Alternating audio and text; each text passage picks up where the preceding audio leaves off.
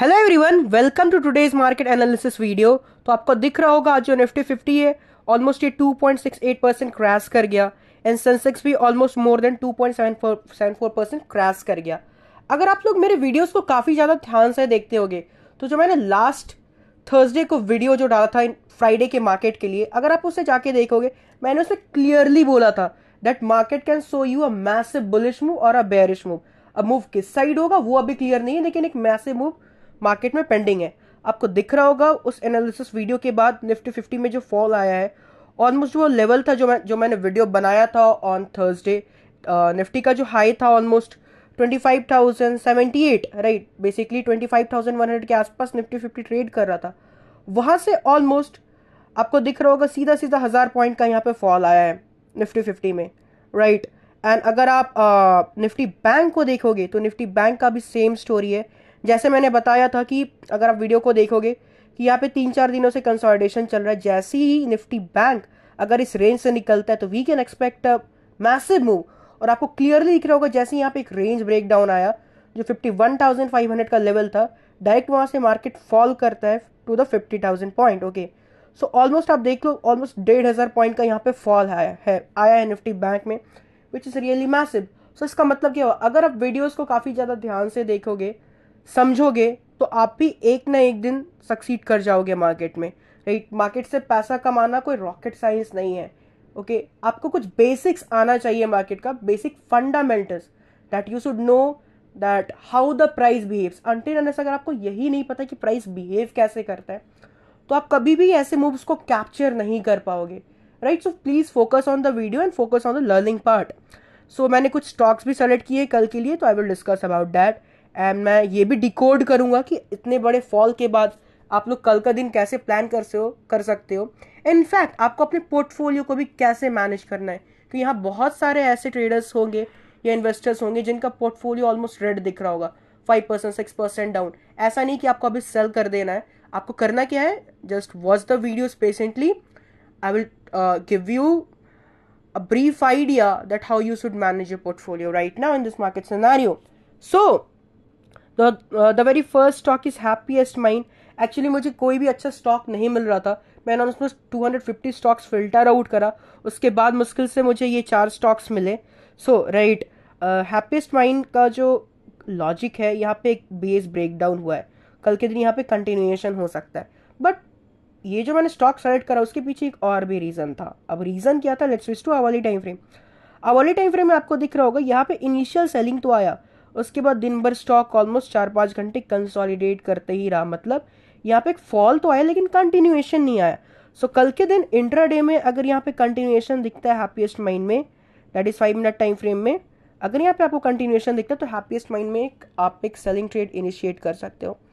The second stock is Pidilite. Pidilite का भी same logic है, आपको दिख रहा होगा यहाँ पे कंजेशन चल रहा है एंड यहाँ पे आज ब्रेकडाउन भी आया है। अगर आप यहाँ ट्रेंड लाइन भी ड्रॉ करोगे, राइट, तो यहाँ पे ट्रेंड लाइन का भी ब्रेकडाउन है। एंड यहाँ पे आज एक इन्वर्टेड हैमर कैंडल का फॉर्मेशन हुआ है, which is a bearish candle, everyone knows. But let's switch to smaller time frame for better clarity and understanding. आप यहाँ का प्राइस बिहेवियर समझने का कोशिश करो।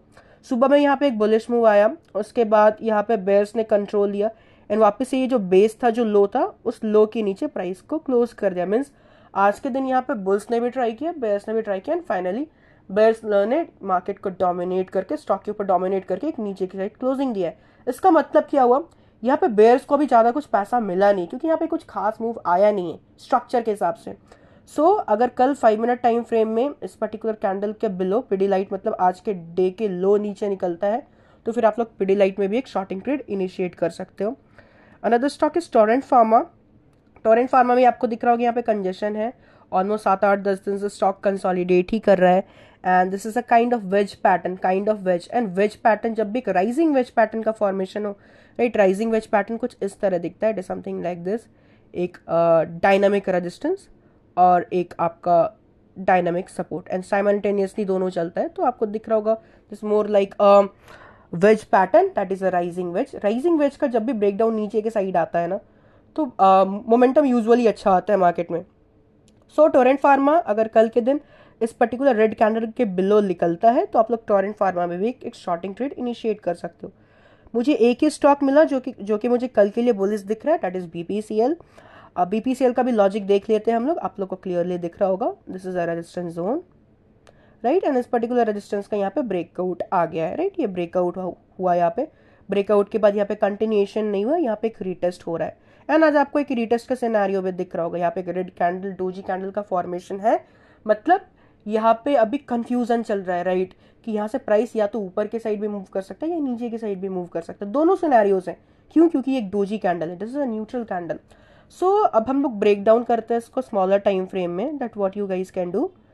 अगर आप स्मॉलर टाइम फ्रेम पे स्विच करोगे तो आपको यहाँ एक ट्रेल लाइन का फॉर्मेशन दिख रहा होगा। Let me just draw the trail line. So ये हमारा ट्रेल लाइन हो गया बीपीसीएल में, right.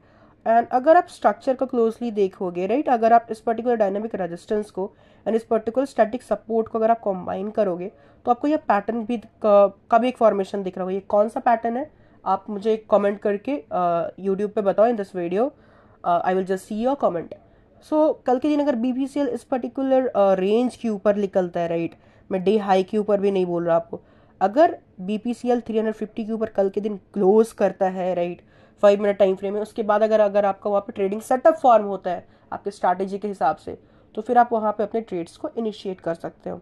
So this where the logic of the stocks. अब हम लोग डायरेक्ट इंडेक्स पे स्विच कर लेते हैं कि कल के दिन अगर आप लोग एफ&ओ ट्रेडर हो, ऑप्शंस में ट्रेड करते हो, ऑप्शन बाइंग करते हो, ऑप्शन सेलिंग करते हो, तो कल के दिन आप लोग का प्लानिंग कैसा होना चाहिए। सो कल के प्लानिंग के अलावा मैं ये भी बताऊंगा कि अभी मार्केट का सिनेरियो क्या चल रहा है, राइट। जैसे आपको पता होगा जो सोशल मीडिया में जो न्यूज़ ट्रेंड हो रहा है बेसिकली कि यूएस में जॉब क्राइसिस हो गया है, right, there is a crisis of jobs, तो लोगों को लग रहा है यूएस में रिसेशन आ जाएगा। एंड अगर आप बैंक ऑफ जापान को भी देखोगे तो वो भी अपना इंटरेस्ट रेट हाइक कर लिया है। इस वजह से क्या हुआ कि मार्केट में ग्लोबल सेंटिमेंट नेगेटिव हो गया एंड ग्लोबल मार्केट क्रैश कर गया। तो क्रैश करने का मतलब क्या है, जैसे अभी आपको दिख रहा होगा ऑल टाइम हाई जो निफ्टी बैंक का है वो ऑलमोस्ट 53,000 है, राइट, ये 53,000 का लेवल है। तो क्रैश का मतलब ये होता है ना जब प्राइस 53,000 से डायरेक्ट 25,000 में आ जाए, हाफ हो जाए। सो ऐसा सिनेरियो कुछ भी नहीं होगा। रीज़न बीइंग, मैंने आपको इसका रीज़न अपने पहले यूट्यूब वीडियो पे ही बताया था जो मैंने रिसेंटली पोस्ट किया था, I guess it was on Monday, I guess if I am not mistaken. Then अगर आप उस वीडियो को क्लोजली देखोगे तो उसमें आपको सारा लॉजिक पता चल जाएगा कि क्यों मार्केट क्रैश नहीं कर सकता। सी, अगर आप यहाँ पे कॉमन सेंस लगाओगे ना, जो भी ग्लोबल मार्केट हो, चाहे वो यूएस का मार्केट हो, चाहे वो जापानीज मार्केट हो, चाहे वो चाइनीज मार्केट हो, चाहे वो हांगकॉन्ग का मार्केट हो, कहीं का भी मार्केट हो, चाहे वो इंडियन मार्केट हो, प्राइस है ना कुछ बेसिक फंडामेंटल्स को फॉलो करता है, प्राइस का कुछ स्पेसिफिक बिहेवियर होता है। आपको दिख रहा होगा प्री इलेक्शन जब रिजल्ट आ रहा था, राइट, जब एग्जिट पोल दिख रहा था हमें, तो निफ्टी बैंक ऑलमोस्ट राइज किया था, राइट। उसके बाद फिर एक क्रैश आया, फिर जैसे ही बीजेपी की गवर्नमेंट इंडिया में बनी, राइट, मैं ये नहीं बोल रहा कि गवर्नमेंट की वजह से प्राइस यहाँ पे पंप हुआ है, उसके बाद ऑलमोस्ट 15% का मूव आया। तो यूजुअली अगर कोई भी आप इंडेक्स का अगर आप रिटर्न देखोगे एनुअली, राइट, अगर आप एक डेकेड अगर देख रहे हो ना, 10 साल, क्योंकि 10 साल का डेटा के ऊपर आप you can rely because that is an back tested data. तो 10 साल में साल 2 साल या 3 साल ही ऐसा होता है जो स्टॉक मार्केट नेगेटिव रिटर्न देता है, 5%, 6%, 8% डाउन या 10% या 12% डाउन, ओके।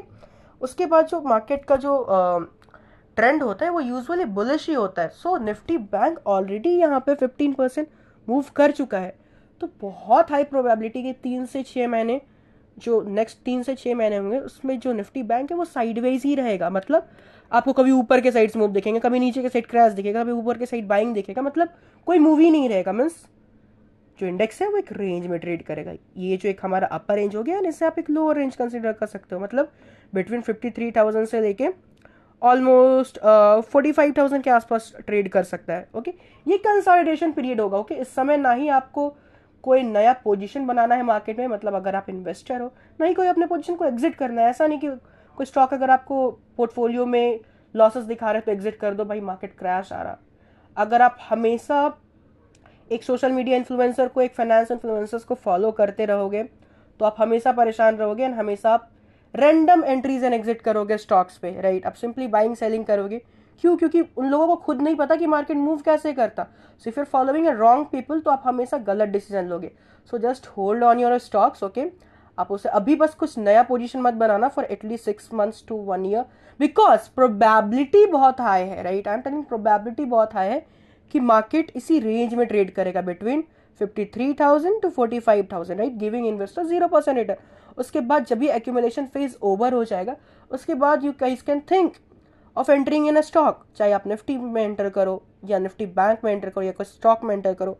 निफ्टी 50 का भी सेम सिनेरियो, इसका भी रेंज जो मुझे दिख रहा है फॉर द कमिंग डेज 25,000 से लेके 21,000 के आसपास मुझे रेंज दिख रहा है। प्राइस यहीं से 3 से 6 महीने कंसोलिडेट कर सकता है, उसके बाद एक फिर बुलिश ब्रेकआउट दिखा सकता है निफ्टी 50। सो अभी मैं साइडवेज प्लान कर रहा हूँ, बट आप लोग कल के दिन प्लान कैसे कर सकते हो तो लेट्स अंडरस्टैंड, राइट। अगर आप मेरे यूट्यूब वीडियोस को देखे होगे तो मैंने क्लियरली बताया था कि टॉप से ही सेलिंग आया, टॉप से ही सेलिंग आया निफ्टी 50 में भी, और निफ्टी बैंक में बताया था इस जैसे कंसोलिडेशन का ब्रेकडाउन एक मैसिव मूव आएगा। एंड आई गेस मुझे बोलना नहीं होगा, आपको दिख रहा होगा एक मूव आया ना। आप कल कैसे प्लान कर सकते हो, अगर आप डेली टाइम फ्रेम में दिख रहा होगा, यहाँ पे हम लोग टॉप डाउन एनालिसिस करते हैं। सो निफ्टी 50 में दिख रहा होगा ये बेस का ब्रेकडाउन है, राइट। लेकिन ये बेस का ब्रेकडाउन सक्सीड नहीं कर सकता, प्रोबेबिलिटी बहुत हाई है। क्यों? जैसे कि एन स्ट्रक्चर का मैंने बोला था ना, ये जो एन स्ट्रक्चर ब्रेकआउट ये सस्टेन नहीं करेगा, फॉल आ जाएगा, एंड फॉल हुआ भी। तो सेम ये स्ट्रक्चर है ना, बहुत हाई प्रोबेबिलिटी है ये सस्टेन नहीं करेगा, प्राइस थोड़ा वापस ऊपर की साइड पुश हो जाएगा। ओके, ये मैं ये नहीं बोला कि कल ही पुश होगा, मे बी 2-3 दिनों में हो जाए, लेकिन पुश होगा। यहाँ पे रिट्रेसमेंट पेंडिंग है। क्यों? यहाँ पे कंटिन्यूसली 3 दिनों से सेलिंग आ रहा है, राइट। यहाँ पे हमें फ्राइडे को भी सेलिंग देखने को मिला देखने को, राइट। ऑन 1 अगस्त हमें यहाँ पे सेलिंग देखने को मिला, सेकेंड को भी दिखा एंड आज मंडे को भी दिखा, एंड कंटिन्यूसली गैप डाउन के साथ यहाँ पे सेलिंग आ रहा है। मतलब जो इंट्राडे सेलर्स है, राइट, इंट्राडे के जो सेलर्स है, ऑप्शन बायर्स है, जिनको पुट खरीदना है, उन लोगों के पास टाइम ही नहीं मिल रहा कि वो लोग ट्रेड यहाँ पे इनिशिएट करें। सो जो स्विंग प्लेयर्स है, राइट, क्योंकि यहाँ पे गैप डाउन खुल जा रहा है, वो लोग ट्रेड इनिशिएट नहीं कर पा रहे। अब यहाँ पे एक और लॉजिक है, आपको ये बेस दिख रहा होगा, ये जो बेस का ब्रेकडाउन है ये सेकंड अटेम्प्ट में भी है, सेकंड अटेम्प्ट में ही यहाँ पे ब्रेकडाउन हुआ है। यहाँ पे जस्ट डायरेक्ट ब्रेकडाउन है। यहाँ पे अगर यहाँ पे कंजेशन चलता ब्रेकडाउन से पहले, मतलब प्राइस अगर यहाँ पे कंसोलिडेट करता ना ब्रेकडाउन से पहले, उसके बाद ब्रेकडाउन देता, तो बहुत हाई प्रोबेबिलिटी थी कि यहाँ पे कंटिन्यूएशन आ सकता था। लेकिन यहाँ पे डायरेक्ट ब्रेकडाउन आया, तो जिसके कारण प्रोबेबिलिटी बहुत हाई हो जाता है कि प्राइस यहाँ पे वॉलेटिलिटी शो करे, राइट। तो अगर आप 15 मिनट टाइम फ्रेम पे स्विच करोगे, पहले मैं आवरली पे स्विच कर जाता हूँ तो ज़्यादा इजी होगा आप लोगों के लिए कि कल का प्लानिंग कैसे करना। तो यहाँ आपको सिंपली एक रेजिस्टेंस जोन दिख रहा होगा,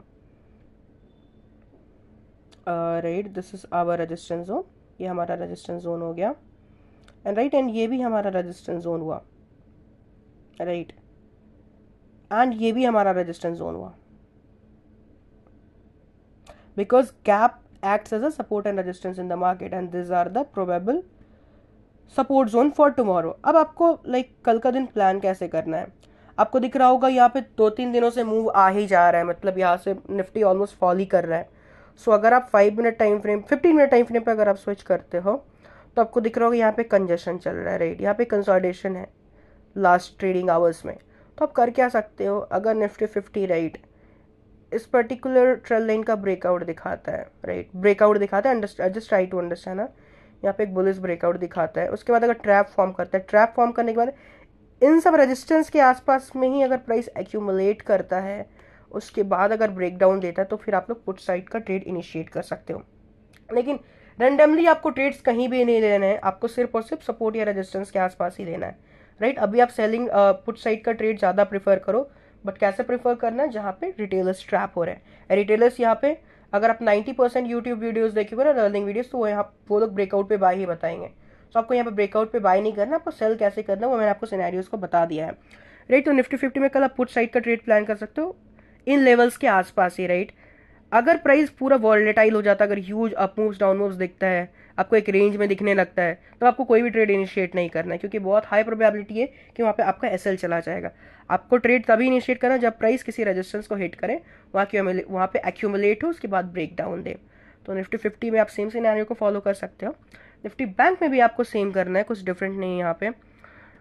आवली टाइम फ्रेम में आपको दिख रहा होगा यहाँ पे बेस का ब्रेक डाउन है, राइट, ये हमारा बेस हो गया, ओके, ये बेस का हमारा ब्रेकडाउन आ गया। तो ब्रेकडाउन के बाद यहाँ पे कंटिन्यूएशन दिख रहा है, राइट। एंड अगर आप निफ्टी बैंक को कंपेयर करोगे निफ्टी 50 से, तो निफ्टी 50 का सेलिंग ज़्यादा मैसिव है as compare to Nifty bank, right. Nifty bank में अगर आप देखोगे तो आज के दिन ही सेलिंग आया गैप डाउन के बाद, लेकिन निफ्टी 50 में पहले से ही सेलिंग आ रहा था। यहाँ पे एक गैप डाउन ओपनिंग हो गया, हमारा फ्राइडे को, उसके बाद फिर आज गैप डाउन ओपनिंग, लेकिन निफ्टी बैंक में फर्स्ट टाइम ही यहाँ पे गैप डाउन ओपनिंग हुआ है। गैप डाउन ओपनिंग के बाद यहाँ पे कंटिन्यूएशन दिख रहा है, तो निफ्टी बैंक में भी मैं एक पुट साइड का ट्रेड ही इनिशिएट करना चाहूँगा। अब लॉजिक कुछ इस तरह होगा, अगर इस बेस का ब्रेकडाउन आता है, ये आपको ट्रेंड लाइन दिख रहा होगा राइट, ये ट्रेंड लाइन का अगर ब्रेकडाउन आता है तो यहाँ पे बहुत सारे रिटेल ट्रेडर्स एंटर करेंगे, तो उस समय आपको एंट्रीज नहीं बनानी है। तो यहाँ पे जैसे ही रिटेल ट्रेडर्स एंटर करेंगे ब्रेकडाउन के बाद, और जैसे आपको यहाँ पे ट्रैप सिनेरियोज दिखेगा, मतलब प्राइस जो ऊपर की साइड भागने लगे, उनका जब स्टॉप लॉस हिट हो जाए, उसके बाद अगर आपको कोई कंजेशन के बाद ब्रेकडाउन दिखता है या आपका ट्रेडिंग सेटअप फॉर्म होता है, तो फिर आप वहाँ पे एक पुट साइड का ट्रेड इनिशिएट कर सकते हो। अगर निफ्टी बैंक अगर रेंज में ही रह जाता है, सपोज दैट इसके बिलो खुलता है, ओके, आज का जो क्लोजिंग है, आज का जो डे लो है बेसिकली, अगर इसके नीचे खुलता है राइट, एंड उसके बाद अगर कंटिन्यूएशन दिखाता है आपको 5 मिनट टाइम फ्रेम में, तो 5 मिनट टाइम फ्रेम में आपको सिंपली करना क्या है, जैसे एक आपको मैसिव सेल ऑफ अगर दिखता है 5 मिनट टाइम फ्रेम में, उसके बाद सिंपली आपको एक कंजेशन का वेट करना है, मतलब एक फॉल आए, उसके बाद प्राइस थोड़ा रिट्रेस बैक करे, उसके बाद अगर ब्रेक डाउन आए ना, तो फिर आप एक कंटिन्यूएशन का ट्रेड ले सकते हो, but only when there is a gap down opening और अ फ्लैट ओपनिंग। ओके, अगर नॉर्मल यहाँ पे ओपनिंग होता है तो आपको पता ही कि आपको कल कैसे ट्रेड्स इनिशिएट करना है। सो आई गेस कि आपका सारा डाउट क्लियर हो गया होगा कि आपको अपने पोर्टफोलियो को कैसे मैनेज करना है राइट, या आपको स्टॉक्स पे ट्रेड कैसे करना है, या ऑप्शंस में ट्रेड कैसे करना है, या आपका नेक्स्ट 6 महीने से लेके 1 साल का प्लानिंग क्या होना चाहिए, एंड क्यों मार्केट में एक सेल ऑफ आ रहा है। ओके, ऐसा बिल्कुल भी नहीं है कि जो फेड का न्यूज़ आ रहा, या वहाँ पे यूएस में जो रिसेशन चल रहा, या बैंक ऑफ जापान का अगर मैं बात करूँ, वहाँ पे इंटरेस्ट रेट उन लोगों ने हाइक कर दिया तो इस वजह से मार्केट क्रैश कर रहा, ऐसा बिल्कुल भी नहीं है। प्राइस का कुछ फंडामेंटल बिहेवियर होता है, प्राइस सिर्फ उसे फॉलो करता है। ओके, सो उस हिसाब से तो मार्केट बिटवीन 3 मंथ से लेके 6 मंथ तक साइडवेज रह सकता है, या 1 साल तक भी रह सकता है। So plan accordingly. I hope this particular video would be very helpful for you. Thank you. See you on another video.